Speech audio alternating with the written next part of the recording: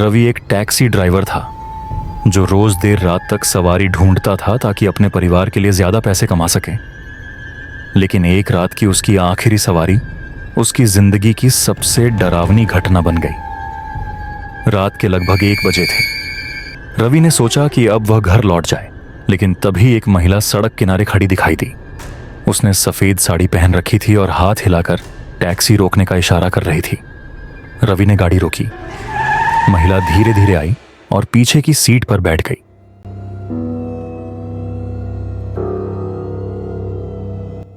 उसने हल्की सी आवाज में कहा, भैया, मुझे शहर के बाहर वाले पुराने पुल तक छोड़ देंगे।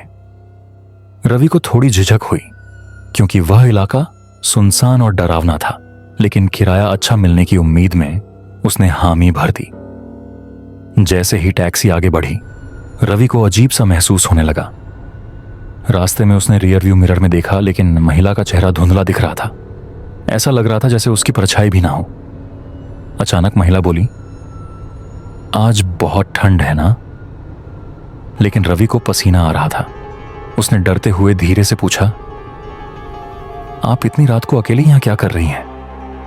महिला ने बस हल्का सा मुस्कुरा दिया और खिड़की से बाहर देखने लगी। जब रवि पुल के पास पहुंचा तो महिला ने कहा, बस यहीं रोक दो। रवि ने गाड़ी रोकी और जैसे ही वह किराया लेने के लिए पीछे मुड़ा, सीट खाली थी। वह घबरा गया और जल्दी से कार से उतरकर इधर उधर देखा, लेकिन दूर दूर तक कोई नहीं था। फिर उसने देखा कि पुल के पास एक पुराना फोटो पड़ा था। उसमें वही महिला थी, लेकिन फोटो धूल और गंदगी से भरा था, मानो बहुत पुराना हो।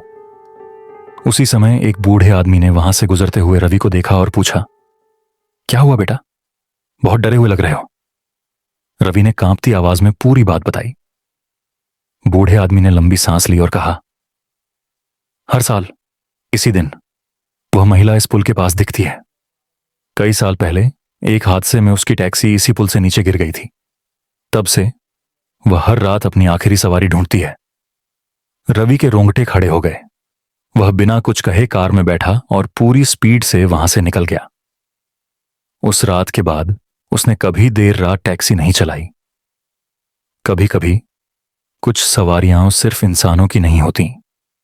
हर चीज जो दिखती है वो असली नहीं होती।